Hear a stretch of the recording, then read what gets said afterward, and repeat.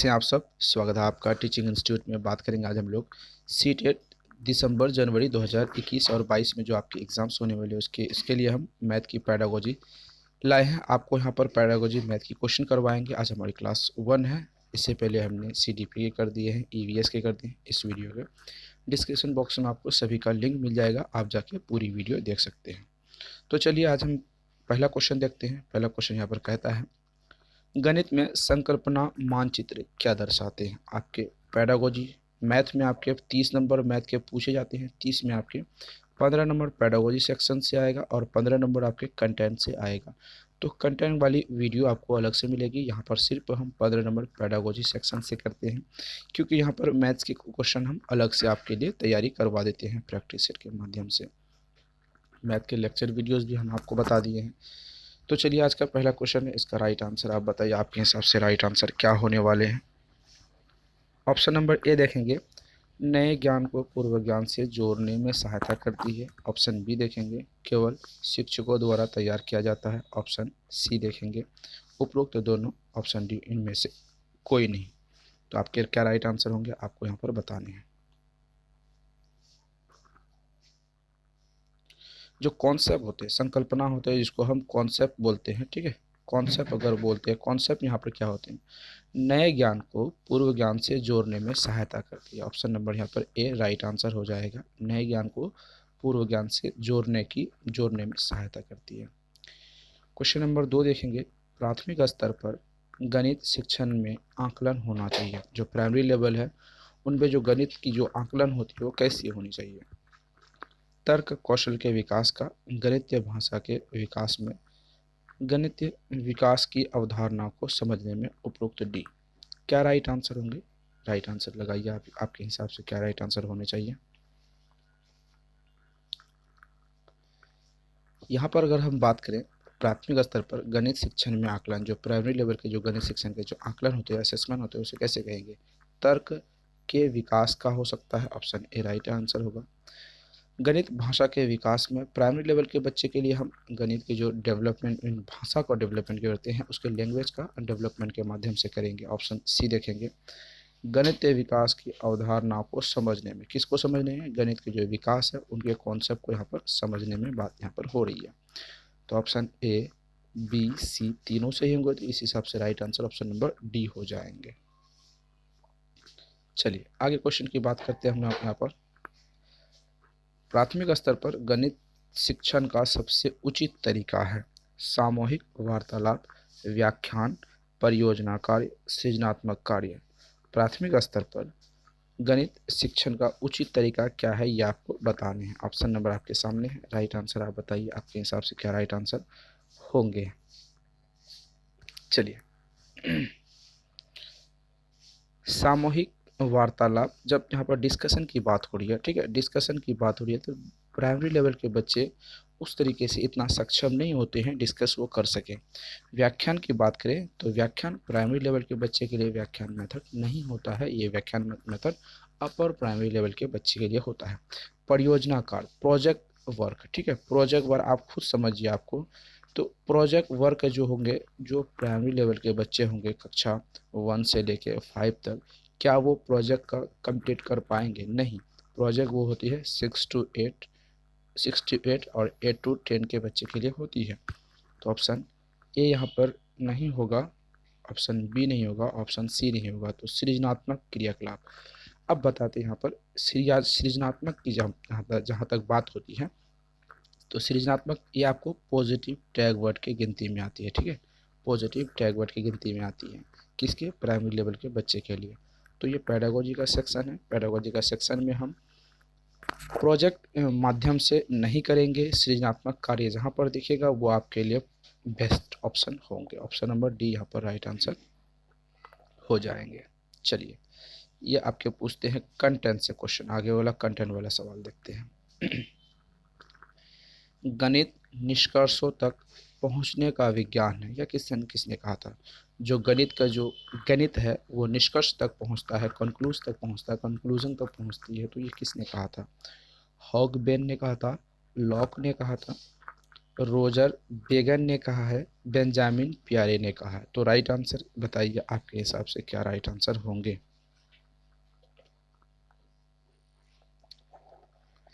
गणित निष्कर्षों तक पहुंचने का विज्ञान है, यह किसने कहा था? ये अगर यहाँ पर बात करें तो ऑप्शन नंबर यहाँ पर डी हो जाएगा, बेंजामिन प्यारे ने कहा था कि गणित निष्कर्षों तक पहुंचने का एक विज्ञान है।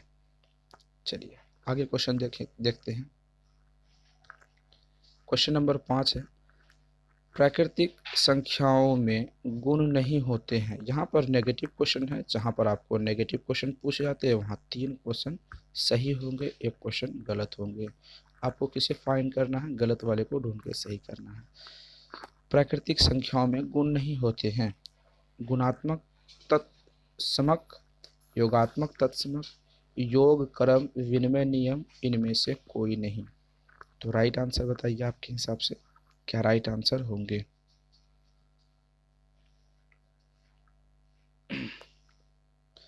तो देखते हैं, प्राकृतिक संख्याओं में गुण होते हैं, योगात्मक होते हैं जो प्लस के रूप में होता है, योग का क्रम निर्णय होता है वो भी प्लस के सेंटेंस में आते हैं। ठीक है, तो यहाँ पर ऑप्शन नंबर क्या नहीं होंगे? ऑप्शन नंबर ए नहीं होंगे। तो आपको ए को टिक लगा देना है क्योंकि नेगेटिव टाइप के क्वेश्चन आपसे पूछे गए हैं। क्वेश्चन नंबर 6 देखेंगे, प्राथमिक स्तर पर इकाई और दहाई की संकल्पना को समझने का प्रभावशाली तरीका क्या है? जो प्राइमरी लेवल के बच्चे होते हैं उनके पास जो इकाई और दहाइयाँ यूनिट 1 एंड जो होते हैं उनको समझने का जो तरीका होता है, कॉन्सेप्ट कैसा होता है? स्तंभ विधि अभ्यास, गिन तारा का प्रयोग, प्रतिचित्रण, ग्राफ पेपर का प्रयोग, ये सभी चीज़ें मैथ्स में इस्तेमाल होती है, गणित में इस्तेमाल होती है। लेकिन आपसे यहाँ पर सवाल पूछा गया है प्राइमरी लेवल के बच्चे के लिए, तो यहाँ पर आपको कन्फ्यूज़ करेंगे। तो इसका राइट आंसर आप बताइए क्या होगा आपके हिसाब से राइट आंसर। आप जब पढ़ाते होंगे प्राइमरी लेवल के बच्चे के लिए तो वहाँ पर गिन तारों का प्रयोग बहुत ज़्यादा किया जाता है। तो इकाई दहाई यहाँ पर आपको ऐसे दिया जाएगा, इकाई दहाई सैकड़ा, इस तरीके से गिन तारों का इस्तेमाल करते हैं। Option number B right answer हो जाएंगे। चलिए क्वेश्चन नंबर 6 देखते हैं। हमने 6 डबल कर दिया, क्वेश्चन नंबर 6 भी और यहाँ पर डबल 6 हो गया। ठीक है, तो मिसिंग है। चलिए 7 क्वेश्चन नंबर होगा। आगे क्वेश्चन कितना है? आगे 7 है। ठीक है, चलिए क्वेश्चन को ये 7 होना चाहिए। प्राथमिक स्तर पर गणित भय उत्पन्न करता है, इसका क्या कारण है? गणित की संरचना, कक्षा का अनुभव, प्रतीकात्मक संकेत, उपयुक्त डी। क्या राइट आंसर होगा आप बताइए। प्राथमिक स्तर पर गणित भय क्यों लगता है? क्यों गणित से लोग विद्यार्थी भागते हैं? गणित से विद्यार्थी को डर लगता है कि नहीं गणित हम नहीं पढ़ पाएंगे, गणित के बदले दूसरे सब्जेक्ट का चयन करते हैं। ये कॉन्सेप्ट आपको बताने हैं।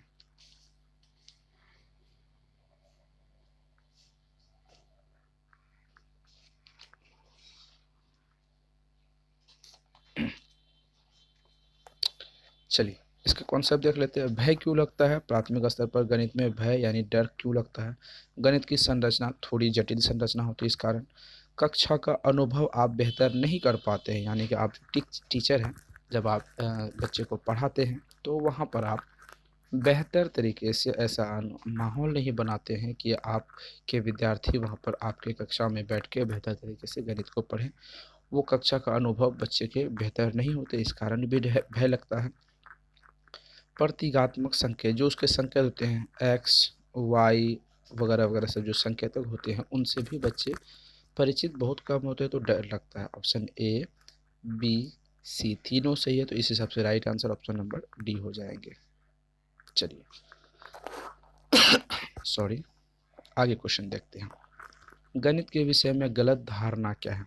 गणित एक नीरस विषय है, गणित के अध्यापक गंभीर होते हैं, गणित लड़कियां गणित में कमजोर होती है, उपरोक्त डी। क्या धारणा गलत है ये आपको बताने हैं। चलिए राइट आंसर आपके सामने है, ऑप्शंस आपके सामने हैं, राइट आंसर आपको बताने हैं।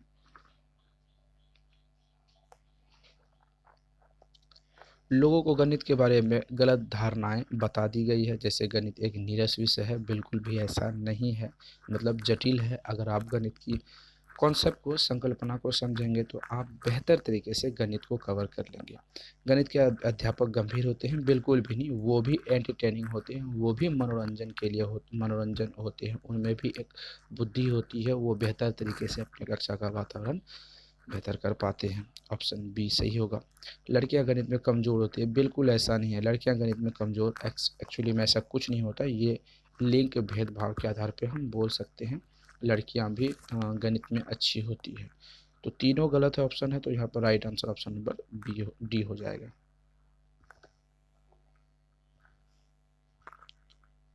चलिए आगे क्वेश्चन की बात करते हैं। क्वेश्चन कहता है, पहली बार स्कूल जाने वाले बच्चे गणित से अनजान नहीं होते। निम्न में से किसका कथन है? यह पुष्टि नहीं करता है। यह कथन कौन सा है, इसकी पुष्टि नहीं करता है? जो पहली बार बच्चे होते हैं वे गणित से अनजान नहीं होते हैं, इस संबंध में आपको बताने हैं। उन्हें रुपये पैसे की समझ होती है, उन्हें कम ज़्यादा की समझ होती है, वे दूर और पास में कोई अंतर बता सकते हैं, वे हल्के और भारी चीज़ों में अंतर कर सकते हैं। तो यहाँ पर आपको बताना है कि इनसे कौन पुष्टि नहीं करता, कौन ऑप्शन है जो इसे पुष्टि नहीं करता है। तो तीन सही होंगे, एक गलत होंगे, गलत वाले को हम ढूंढ लेंगे। चलिए इसका राइट आंसर आप बताइए। चलिए राइट आंसर जल्दी आपके सामने ऑप्शन है, राइट आंसर बताइए। अगर गणित की बात करें तो रुपये पैसे की ज्ञान गणित में होती है। कम ज़्यादा की बात करें तो ये भी गणित में होती है। हल्का और भारी की बात करें तो ये भी गणित की संकल्पना होती है। पास और दूर ये नहीं होती। ऑप्शन नंबर बी, ये बच्चे तर्क नहीं कर पाते। तो यहाँ पर आपके ये सही, ऑप्शन बी सही, ऑप्शन डी सही। तो हमने कहा जो गलत होगा उसी को सही करेंगे, क्योंकि नेगेटिव सेंस में क्वेश्चन पूछा गया है। Option number C right answer होंगे। चलिए बात करते हैं आगे। कक्षा 1 और 2 में जोड़ घटा सीखना चाहिए। गिनतियों की समझ विकसित के उपरांत खेल विधि द्वारा उपयुक्त दोनों, इनमें से कोई नहीं। क्या आपके ऑप्शंस होंगे? यहाँ पर आपको सही ऑप्शंस बताने हैं। कक्षा 1 और 2 में जोड़ घटा कब सीखनी चाहिए, ये आपसे सवाल पूछा है।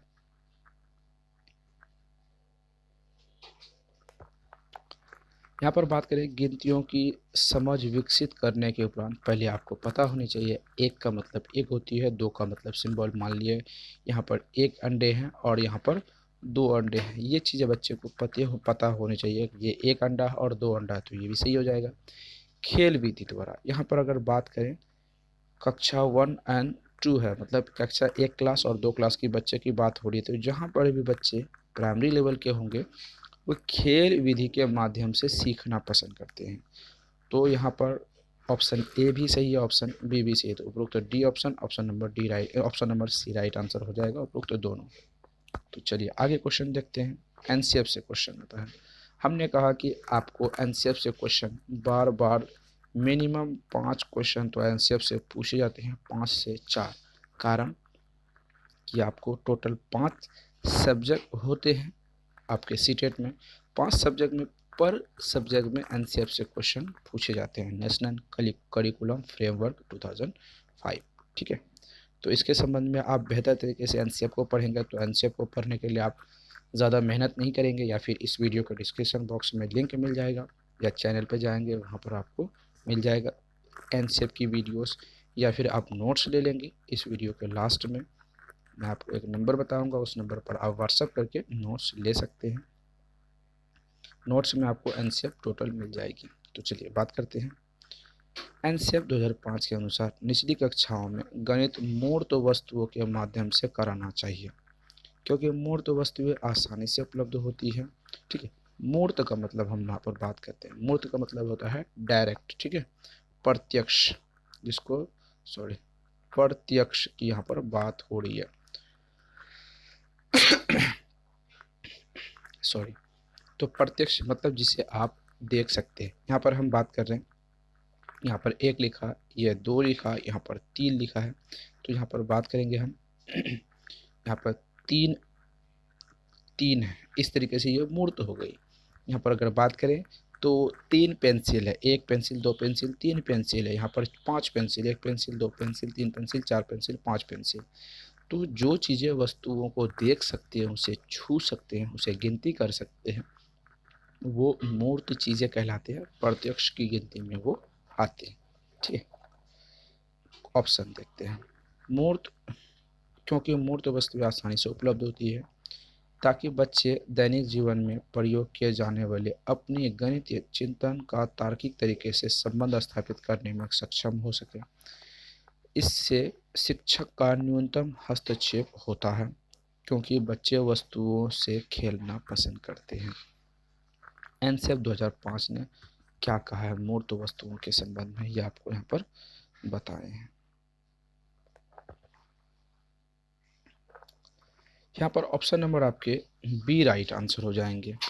ताकि बच्चे दैनिक जीवन में प्रयोग किए जाने वाले अपने गणितीय चिंतन का तार्किक तरीकों से संबंध स्थापित करने में सक्षम होते हैं, ये एनसेफ 2005 ने आपके लिए कहा है।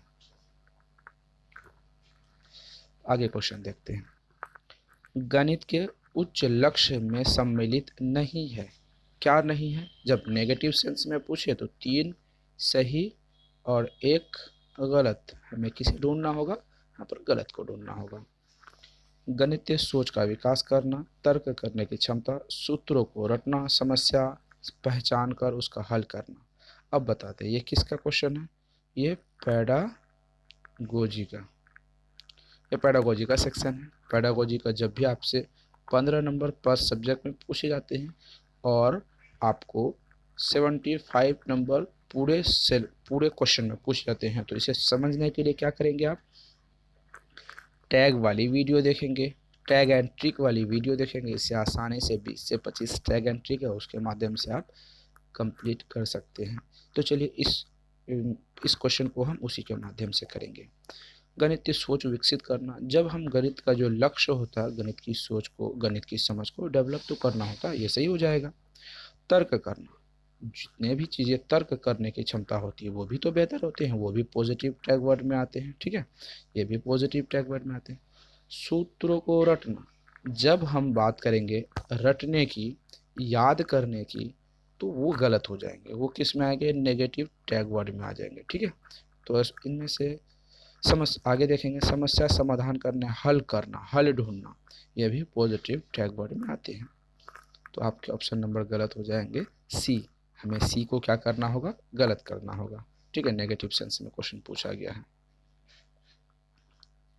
ठीक है, 10 के बाद 11 क्वेश्चन आएंगे। ठीक है, चलिए आगे क्वेश्चन की बात करते हैं।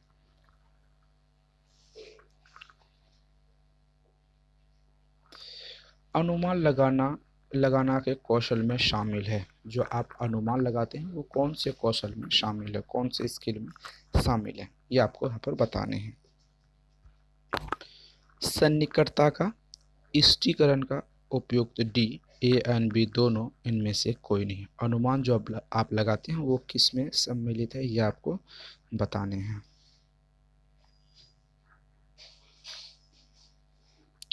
चलिए, जब आप अनुमान लगाते हैं तो लगभग किसी चीज़ के सन्निकट पहुंच जाते हैं। मतलब आप मान लीजिए किसी चीज़ को 100% होती है, कोई चीज़ दुनिया में 100% तो होती है, तो यहाँ पर 100% की अगर हम बात करते हैं, 100% की अगर हम यहाँ पर बात करते हैं, एक सेकेंड, अगर हम किसी चीज़ के बारे में 100% की यहाँ पर बात करते हैं, तो अगर आप अनुमान लगाते हैं 90% सही होंगे, तो आप 100% के क्लोज में हैं, इसीलिए तो हम सन्निकट कहते हैं। ठीक है, आपको कहता है कि एक कलम है, मान लीजिए एक क्या है? कलम है। कलम की कीमत क्या है? कलम की कीमत पूछता है। मान लीजिए कलम की कीमत 10 रुपये है। कितने? 10 रुपये हैं। आप उसे सन्निकट वैल्यू बताएंगे, अनुमान लगाएंगे, तो आप उसे बोलेंगे 9 से 10 रुपये हो सकते हैं कलम की कीमत। लगभग आप तो उसके निकट पहुंच रहे हैं, तो ये सन्निकट होती है। इष्टीकरण भी उसी के आधार पे होती है, तो ऑप्शन नंबर यहाँ पर सी हो जाएगा, ऑप्शन ए एंड बी दोनों। चलिए आगे क्वेश्चन देखते हैं। गणित का सीमित लक्ष्य है। गणित का क्या है? एक सीमित लक्ष्य है। लाभप्रद क्षमताओं का विकास, बच्चों के साधन का विकास, अमूर्तता की समझ, इनमें से कोई नहीं। क्या होंगे राइट आंसर वो आपको बताने हैं। गणित का एक सीमित लक्ष्य है, ये आपको बताने हैं। लाभप्रद विकास क्या हो जाएगा? लाभप्रद क्षमताओं का विकास, option number A right answer हो जाएंगे।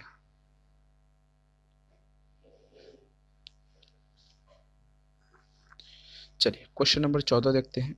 गणित की पाठ्यक्रम का मुख्य सरोकार है। गणित शिक्षा प्रत्येक शिक्षार्थी को के दिमाग को आकर्षित करने के लिए क्या कर सकती है? गणित शिक्षा विद्यार्थियों के संसाधनों को कैसे सुदृढ़ कर सकती है? उपरोक्त दोनों, उपरोक्त में से कोई नहीं। चलिए राइट आंसर बताइए, क्या राइट आंसर होंगे?